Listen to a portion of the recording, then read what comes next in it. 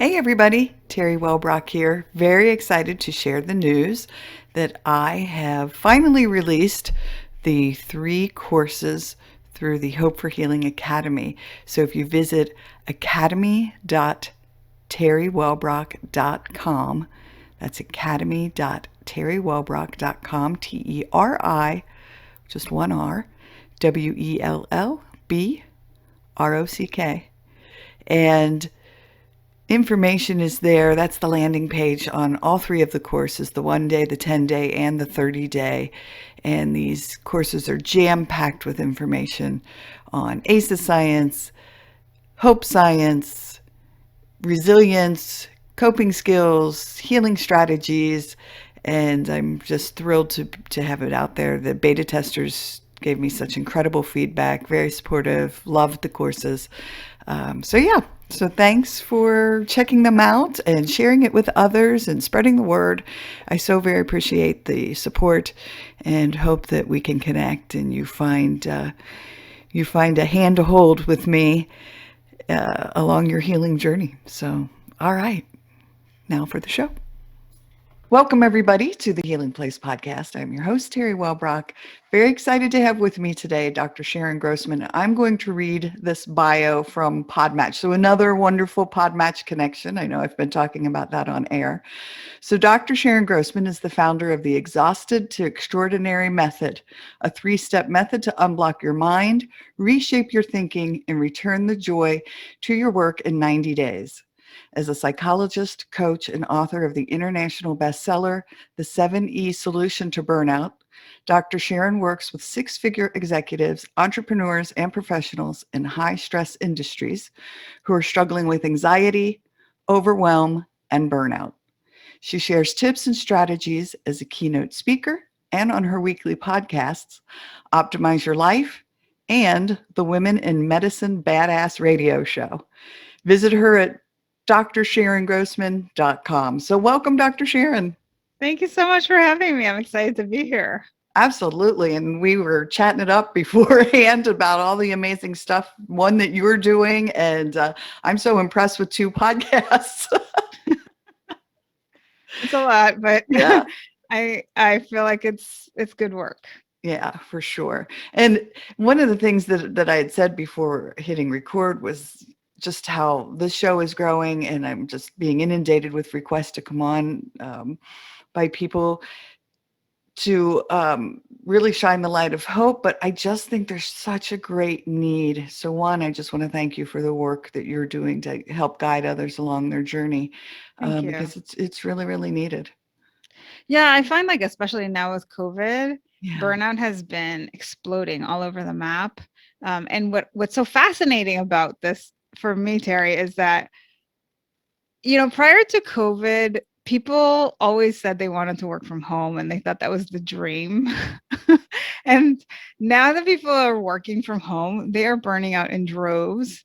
And I find that so fascinating, and it just goes to show that we don't necessarily know what is good for us all the time.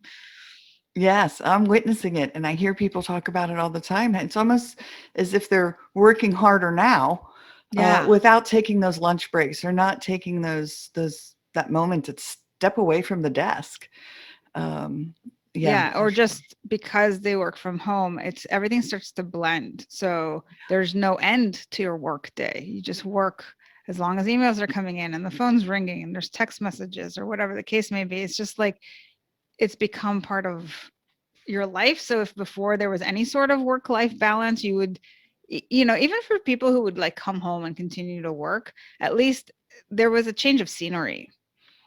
They would leave their office, they would have to either get in their car, get on a bus or a train and get home. And then there was some sort of shift in the environment. And now that everything is the same all the time, people are just working nonstop. And I don't I don't believe it has to be that way, but this is what I'm seeing. And I think this is what's causing so much more burnout these days. Yeah. And again, it's wonderful. I have not had anybody on here yet that's touched upon burnout. So I'm just so thrilled to have you talk about this. So what is it that you offer for people? Well, one of the things that I like to do first and foremost, especially on these podcasts, is to help people first and foremost understand what burnout is. Because what I found through working with people is that oftentimes they don't know that they're burning out until after the fact. So people talk about burnout a lot of the time retroactively. So they'll say, oh, yeah, oh, that's what it was 2 years ago when I was working at that job. That's what it must have been. That sounds like me. Right. But as they're going through it, they don't often have that name for it. So they'll say, like, oh, I'm so exhausted, or I'm really stressed out, or, I can't do this anymore. But I think it's important, just like with anything else, because you talk about a lot of mental health issues, right? Unless we have a diagnosis for the problem, it's really hard to find a fitting solution. And so if you just tell yourself that you're exhausted, then you're just going to think that all you need to do is take some time off and then get some rest, or you'll go on that vacation and everything's going to be fine, right? But what we know about burnout is that it's it's not that easy to just like have some rest and then everything's fine, right? There's usually like something else going on. And so we need to be able to diagnose the problem. So the first thing I like to do is just first educate people on what to look out for. And once you know that, then you can seek out solutions that are fitting. So and that can look different for different people because burnout manifests for different reasons. So, for example, I was talking to a friend of mine over the weekend, and he really is burned out because the way he was describing it, the culture where he works is very aggressive and it just grinds him too much. And like doesn't, he just finds it really like hellish to be there. Right. And he's been there for years. So now it's really taken a toll on him because it's like this chronic thing of stress all the time and just being in the wrong place. So that's not to say that somebody else wouldn't thrive in that environment, right? It's just not a good fit for him. And so in a case like that, the only thing really to do is to find a better fitting job, right? Some place where you fit in with the culture. But there are other reasons why people burn out. And so depending on what the reason is for you, then you want to find a fitting solution. And what I find that the majority of people actually struggle with is more internal than external. And the problem is that we don't usually understand this. And so we're usually looking for external solutions because we think the problem as external. So we're not really looking within. And that's kind of why I approached you, because I love that you're dealing with the inner game for people, right? And it's such an important piece of the work here. We often say it's because my job is too demanding, or my boss is, a stress case, or because, my customers are so difficult, or because it's really hard for me to do this, blah, blah, blah. And the truth of the matter is that what I've found through my experience of working with a lot of high achievers is that so much of the stress comes from within, whether it's because you're a perfectionist, whether it's because you lack confidence in your ability. And so you're maybe struggling with imposter syndrome. There's all kinds of things that we bring to the table that if that's true for you, you're going to take that to the next job. So the answer is not to go to the next job. The answer is to work on yourself. And then you can actually show up to this exact same position and have a completely different experience. And so that's what I do with people. Yeah. Oh my gosh, I love that clarification. And it brought me back to the fact when I was on your website and looking through all the work you do and so forth. And in your about you section, I was reading through, I was like, oh my gosh, it's so me. Like you were talking about always having ideas running through your head and always coming up, with like the latest, greatest next thing to do, but never quite getting around to it. And and so I was like, oh my gosh, it's so me, because and then saying imposter syndrome. And so, thank you for clarifying that it is so many times not so much the external demands of the job, but how you're responding to those based upon where you are on your journey. So, yeah. And that's a really important distinction, because then you have more power. Yeah. And I think it's very disempowering to say that it's out there, because we don't have control over the things that are out there. We have control over what's going on in here, right? And so when you are able to see it for what it is, it actually becomes good news. Yes, right. Because, right, you can make the changes, do the work needed to do the healing to get to that place where you can then enjoy what you're doing, enjoy your career, enjoy your job. Yeah. Yeah. Yeah. Awesome. So that's really important. Awesome. Wonderful. So, leading from that into this question, which is, can taking time out for self care improve performance? I mean, that's kind of what you were just talking about. So, do you have strategies that you offer for people for self care? So here's what I want to say. People will usually say, I don't have time for fill in the blank. I don't have time to exercise. I don't have time for meditation. I don't have time for yoga. I don't have time to breathe. Right. And so it's not that we don't know what to do. It's that we have this mindset that we'll do it when we have the time. But life doesn't work that way. And so the primary thing that I like to work with people on is number one, just changing your mindset about your self-care, because there's so much information out there on the web about all the things that you can do to take care of yourself, right? We've all heard it 100 million times, but we're still not doing it, right? And the reason we're not doing it is because our mindset hasn't shifted around it. So we still say to ourselves, like, oh, but I don't have the time.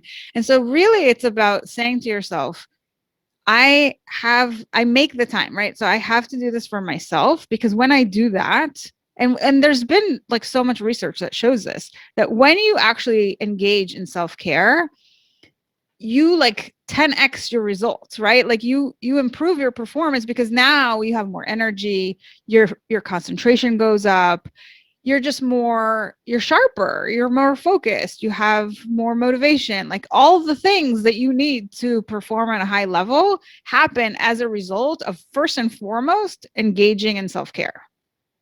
Yes. And I'm putting a big asterisk by that because I do it. And it is amazing how then I have the energy. It's almost as if I'm like, okay, like, thanks, Teri. You did what you needed to do to get yourself to this place of tranquility and just um, joyousness by going for that bike ride, by taking those 15 minutes to turn on Headspace on Netflix and do some meditation and some breathing work and whatever it is.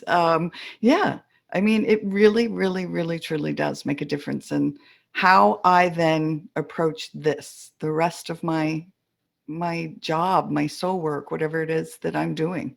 Yeah. And if you think about it, we don't say, I don't have time to brush my teeth, I don't have time to shower. Like we just do it. Yeah. It's kind of a no-brainer. We're not like, well, I don't have time. No, like we just do it, right? You don't wake up in the morning, ask yourself, well, do I have time to brush my teeth this morning, or should I just like run out the door? That would be insane, right? Like we don't have these conversations, but we do this when it comes to our mental health. We do this when it comes to our physical health. Like we just don't prioritize ourselves. And I think it says a lot about our relationship with ourselves. Yeah. Right. And I say that because so many of the people that I work with are also people pleasers. So they're always looking to see, what does everybody else want me to do? How can I please them? Right. And then they feel like they've compromised themselves, like they've bent over backwards, and then they're left out of the equation. And it's like, well, yeah, because you're the one responsible for yourself. Nobody else is. So if you're going to like abdicate that responsibility, then no one's going to pick up the slack for you. You have to do it. Like there's no other choice. It's like, if you don't do it, if you don't brush your teeth, you're going to end up going to the dentist with tooth decay and toothaches and all kinds of other horrible things, right? So it's like, no one's going to brush your teeth for you, and no one's going to meditate for you. Like you have to do it for yourself. And so it's just getting into that mindset of like, okay, I understand that this is important. I don't wait until I have time. I make the time to do the things that are important for my mental health, for my physical health. Like I do all those things first. And then, like you said, then I have the energy, then I have the motivation to do my work, and I do it really well, and I'm focused and I'm sharp. Yes, absolutely. And you know what's interesting is when I first started this healing journey in 2013, I literally made a spreadsheet because it's what I do. And I made a spreadsheet of self-care, and it was journal. Like I had a daily thing. So it was like journal, mindfulness practice, meditation, nature walk, exercise, walk for 30 minutes. I mean, it was just, so I had like these bullet points, and I had it printed off, and every day I would try to do all of them. And sometimes I would get stressed out because like, oh, I didn't get to some of these, blah, blah, blah. But what it did, it helped it become a habitual pattern so that I was no longer having to print it off and look at it. It just like I knew I needed to put these things, wanted to put these things in because I saw the difference that it was making in my life. Yeah. Yeah. Very cool. Awesome. And you know, and I try to challenge people to do things in small bites so it doesn't become overwhelming. So Yeah. for example, I was working with a client who I felt really could benefit for being more mindful, because she was very reactive and she hated herself for it. You know, she's like, I want to stop being so reactive. So I said, okay, well, you know, have you ever meditated? And she's like, yeah, but like I can't stick with it. And it's really hard. You know, the kinds of things people always say. And I said, okay, well, what I want you to do is just sit down for 5 minutes every day, and it doesn't matter the quality of the experience, whether you're able to focus on the meditation or not, but just give yourself those 5 minutes, you know? And every time you do it, give yourself some version, like we came up with some external way that she can credit herself. So she had this little jar on her desk, and she would put little colorful gems every time she did it. And so she would have a visual representation of each sit that she did. And so at first it had to be this like visually, externally rewarding kind of process. Right. But with practice, it was like the jar didn't really matter as much. It was more like, I am seeing the benefits of doing this. Like I'm actually feeling a shift. And so then it became an internal reward system for her. Right. And then it's like, oh, now I just do it because it's part of my day. As you said, it becomes a habit and it's benefiting me. So of course I'm going to continue to do this. Right. So whatever it takes for you to do it, even if it's 5 minutes of something, you know, and sometimes that's all we need is I think we become overwhelmed. You know, when people say like, oh, going to the gym, I have to pack my clothes and I have to go all the way there. I have to find parking. I have to shower. Then I'm going to come back. Like it becomes this like huge thing in your mind. But when you actually get out the door and you do it, then you feel really good. And so think about, what is it going to get you to get out the door, to do the thing, even if it's for a couple of minutes, so that then, you know, it's like with organizing or with anything else. People say, oh, I thought it was going to take me like hours, right? So you don't even want to start. But if you say, I'm going to put on a timer for 15 minutes, I'm going to organize one drawer, and then the timer goes off, and either you finish the drawer by then, or you at least finished for 15 minutes. And then sometimes actually what people will do is say like, I'm so into it, I just want to keep going, right? But if I told you at the beginning it's going to take you half an hour, you wouldn't even start, right? So it's like whatever just gets you going, just do that, because we need some momentum. We need to start from somewhere. Yeah. And I'm so glad you clarified the baby steps. I know when I made my spreadsheet, because I'm an overachiever, that's why I was trying to do, 15 things a day, like the meditation, the Ho'oponopono Hawaiian healing, my list of to-dos. But it really has become now where I'm not doing all of those things every day. And it is much, I think, healthier to, to choose those one or two things and just try to make those daily habits. Yeah. Yeah. And like, if you wanted to do all those things, you might do them on different days, Yeah. right? So you could be like, oh, I'm going to go for a walk on Mondays and Wednesdays, and I'm going to do my yoga on, Tuesdays and Thursdays, or whatever it is. Right. So, you just have to have a system. And then you say to yourself, well, what day is it today? Oh, Tuesday, today's my yoga day. So that's, it at least it becomes this structured thing in your mind, as opposed to, oh, what should I do? I have Yeah. no plan. And then if you have no plan, then everything just falls to the wayside. And then you start checking email. And then the next thing you know, the whole day's gone by and you haven't done anything. Right. Yeah. Well, one of the things that you mentioned a few minutes ago was the word stress. And I know one of the questions that I had here was the difference between stress and burnout. So a lot of people will say, oh, my job stresses me out. So is there a pretty fine line between those two things? So they're related, but they're, I would say, maybe like cousins in a way. So the way I like to explain stress is it's about perception. So it's when we perceive something to, or the demands of the situation to exceed our resources, right? And that's why you can be in the same situation as somebody else and you can see it as incredibly stressful and they're like, oh, it's not that big a deal. Yeah. Right. Because if they feel like they can totally do it and it's not a big deal to them, then they don't feel stressed out. So it's really coming back to what you said, my job stresses me out. That is an inaccurate statement because it's never your job that stresses you out. It's your perception of your job that stresses you out. It's the way you think about it, which is why, when you gave my bio, I was talking about part of what I do is I help people really with their thought process. Right? I help them reshape their thinking because that's what's getting people into trouble is the way that they think about things. That's what creates the stress and the overwhelm and the burnout and all the other things. So when we know how to shift our language and our thought process, all of a sudden we can be in that same situation and feel completely different. We can feel calm instead of anxious. We can feel excited. We can feel, whatever it is we want to feel instead of all the things that we don't like to feel. Right. And there's a really fine connection between the thoughts that we have and the emotions that we experience. And so that's an important thing to be able to master because it really shapes the results that you create in the world. The behaviors that we engage in are resulting from our emotional state. And the emotional state is a result from our thought process. And so they're all really connected. So if you want to change your results, it's not just about changing your behavior. It's about you have to align your thoughts with all of it, right? Because it's kind of like this trickle down situation. So coming back to the idea of stress and burnout, so stress is about that perception. And we all know what that feels like. Burnout is basically chronic stress over time.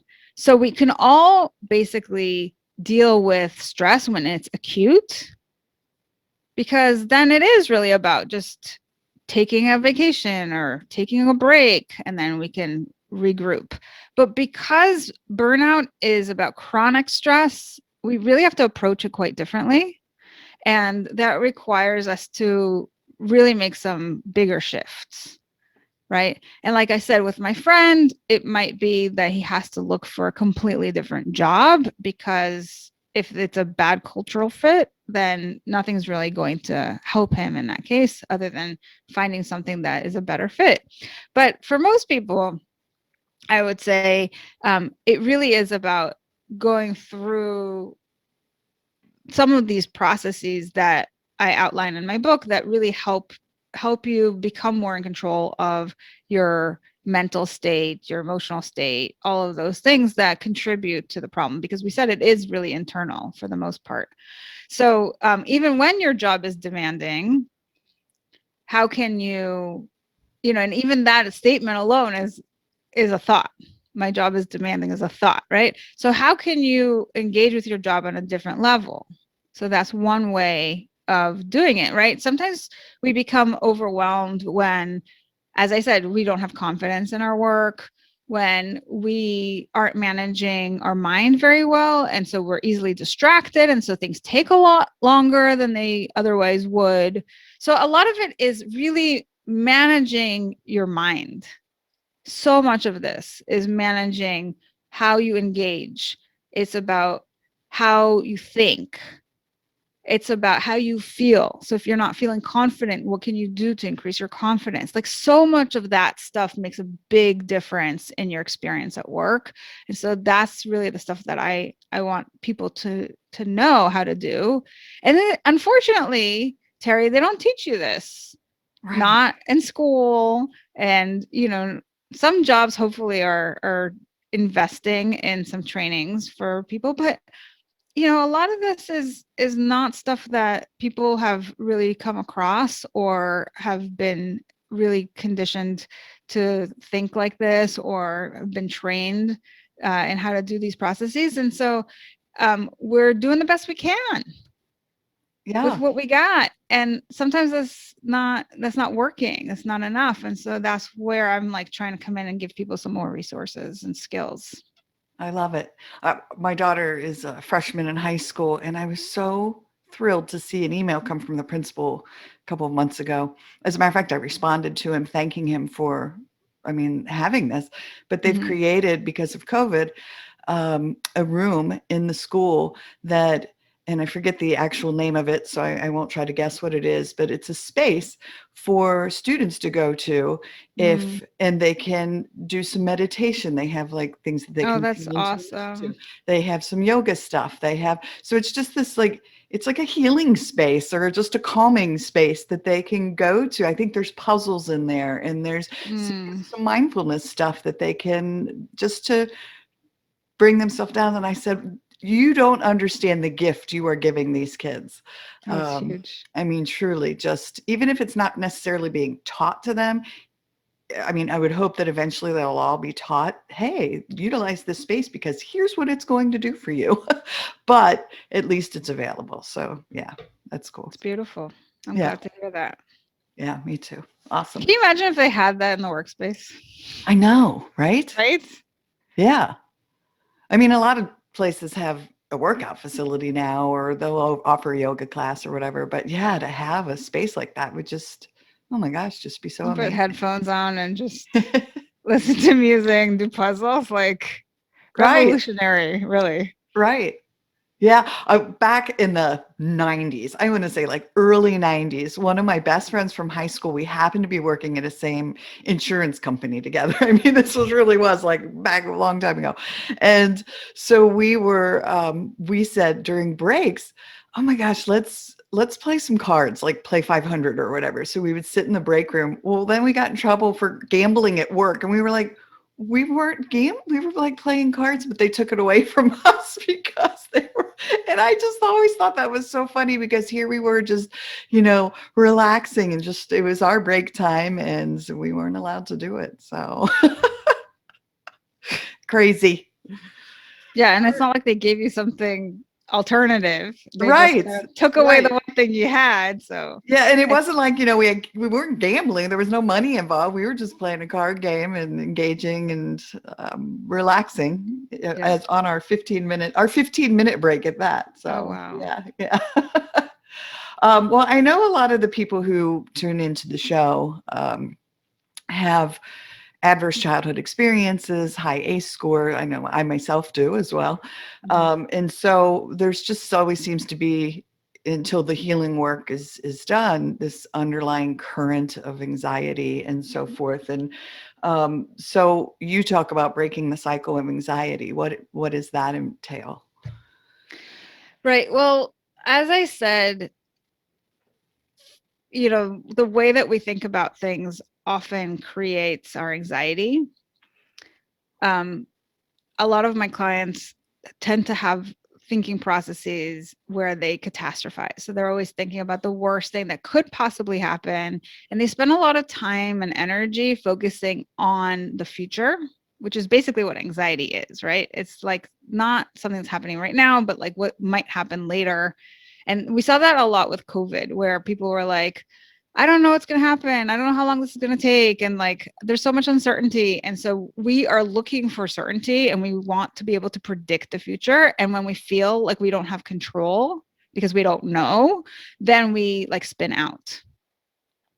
And so that's where we get into this fight or flight mode. And we're really kind of spinning our wheels, right?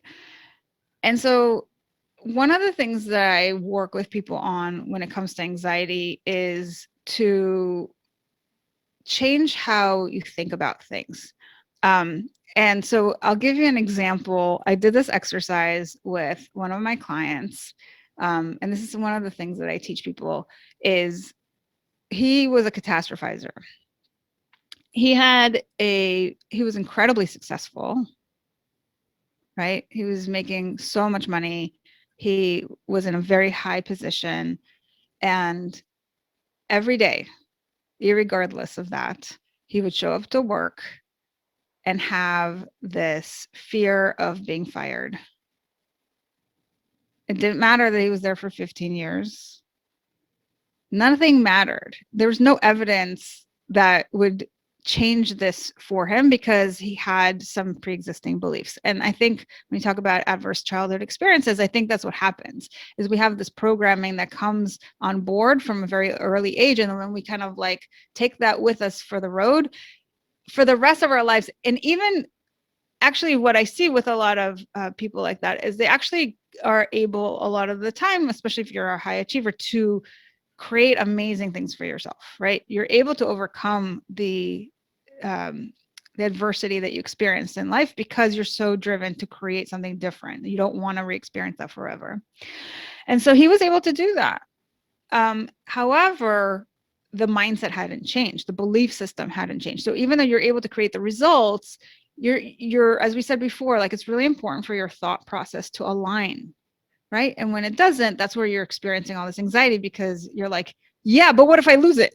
What if tomorrow they're going to figure this out? And that's where like a lot of the imposter syndrome comes in, right? And then there's like that constant fear of rejection or embarrassment, or in his case, it was of being fired. And so I asked him, well, what is really the thing that you fear so much about being fired? What's so scary about that? And so for him, it wasn't just the being fired. It was the whole story that he created around being fired. And that was that he was going to, and so we kind of took him on this journey of like, just close your eyes and tell me what you see, right? As if like it's already happened. And so he was like, I see myself on the street corner panhandling with my 2 children. Right? Like it went from I'm like a millionaire and I have this very secure job that I've had for over a decade to I am panhandling on the corner with my kids, right? Now we could rationally say that that is so incredibly unlikely that it makes no sense, but it has nothing to do with logic, right? It's all really emotional. And it comes from that deep rooted belief system that we have from our early programming. So then I said to him, okay, now I'm going to give you a minute, literally like put on a timer. And I said, and I want you to continue the movie. I want you to tell me what happens next, right?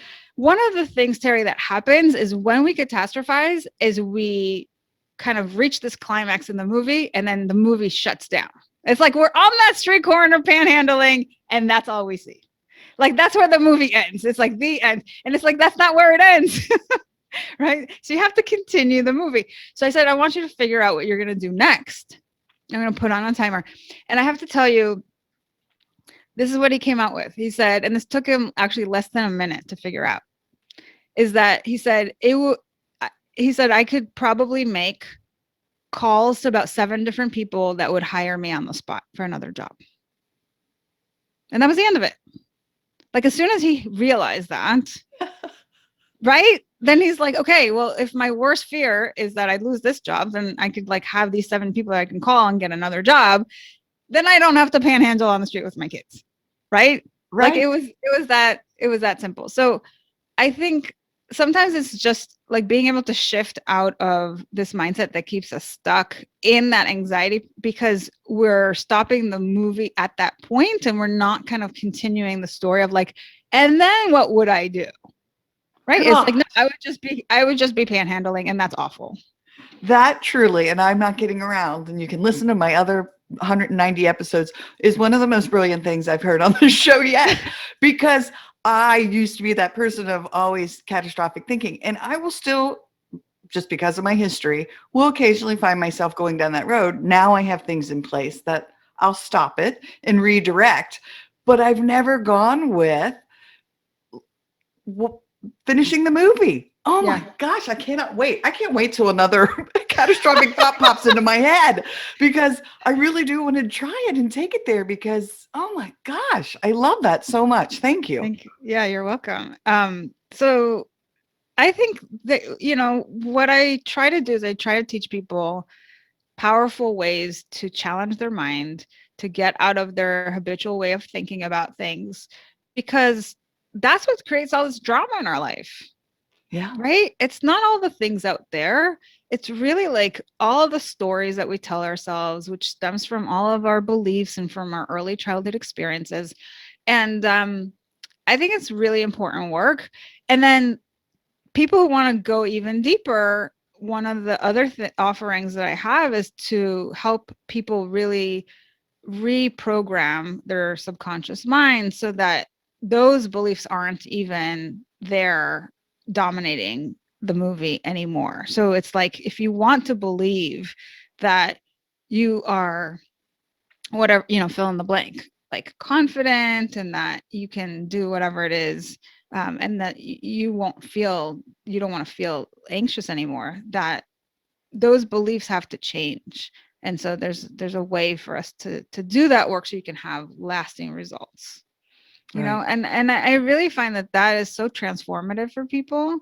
Even people who are skeptical about it, it's so fun to kind of see them go through it and then have results and be like, oh my God.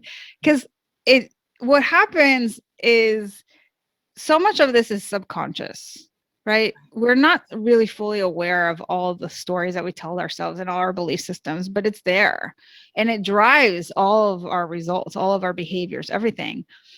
When I said before that stress is about perception, we have different perceptions based on our belief systems. So that's why you and the person next to you have very different reactions to the same situation. We each have different life histories, early life experiences, through which we filter information that we're experiencing right now. So as information is coming in, we each have different filters, and that's what leads us to have different interpretations, which then trickles down into, am I going to feel anxious, or am I going to feel calm or excited about this? Which then leads to, am I going to ruminate, or am I going to go and do something, right? Another example is, I just got off a call with a client, and she had a lot of early life experiences that were pretty traumatic. And so she's taken on this kind of victim mentality. And she's the first one to admit it. She'll say, like, I know this about myself, but she feels really stuck in that. One of the things she talks about is how she compares herself to other people, and then she feels like it's not fair, and she's jealous that they have something that she doesn't have. And then today she was telling me about this friend of hers who she really admires. And I said, well, tell me what you admire about this friend. And she said that she's so strong and she has these boundaries, and she's able to do all these things that she wants to do. And I'm always kind of floundering. And so we talked about like a specific situation. She was saying this friend of hers was able during COVID to get her kids into a pod. And so the kids were kind of out of her hair, and she was able to work. Right. And she said, what was interesting is, I was really jealous, she said, of my friend having a pod for her kids.